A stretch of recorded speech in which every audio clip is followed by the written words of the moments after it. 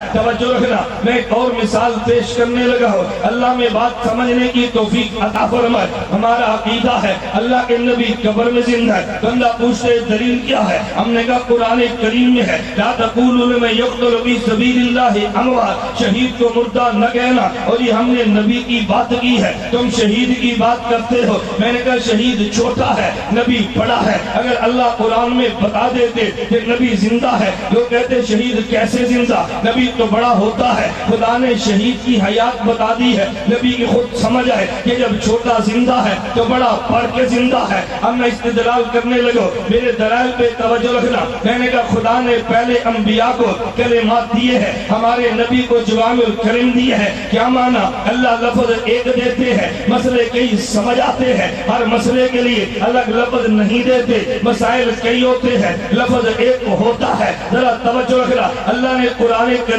میں فرمایا عبادت خدا کی کرنی ہے، ادب والدین کا کرنا ہے، والدین کا ادب بتایا ہے، نبی کا ادب سمجھ آیا ہے۔ توجہ رکھنا، والدین کا ادب بتایا ہے، نبی کا ادب سمجھ آیا ہے۔ خدا نے قرآن میں بتایا والدین کو نہیں ڈانٹنا، لا تنہرہما بتایا ہے، نہیں مارنا، لا تضربہما سمجھ آیا ہے۔ قرآن کریم میں بتایا شہید زندہ ہے، شہید کی حیات بتائی ہے، نبی کی حیات سمجھ آئی ہے۔ قرآن کریم میں بتایا حالت حیض میں عورت کے قریب نہیں جانا، حالت حیض کا مسئلہ بتایا ہے، حالت نفاس کا مسئلہ سمجھ آیا ہے۔ قرآن کریم نے جانور کے کھر کا مسئلہ بتایا ہے، اس کے گوشت کا مسئلہ سمجھ آیا ہے۔ تو حدیث مبارک میں مقتدی کی نماز کا اجر بتایا ہے، امام کی نماز کا اجر سمجھ آیا ہے۔ میں اس ڈاکٹر ہاشمی سے بات کہنا چاہتا ہوں جو بات تو سمجھی ہی نہیں ہے۔ اللہ کے نبی نے فرمایا اگر بھول کے نماز چھوٹ جائے تب بھی قضا ہے، اگر یہ نماز چھوڑ دی سو کے تب بھی قضا ہے۔ اور بات تو سمجھ لیتی،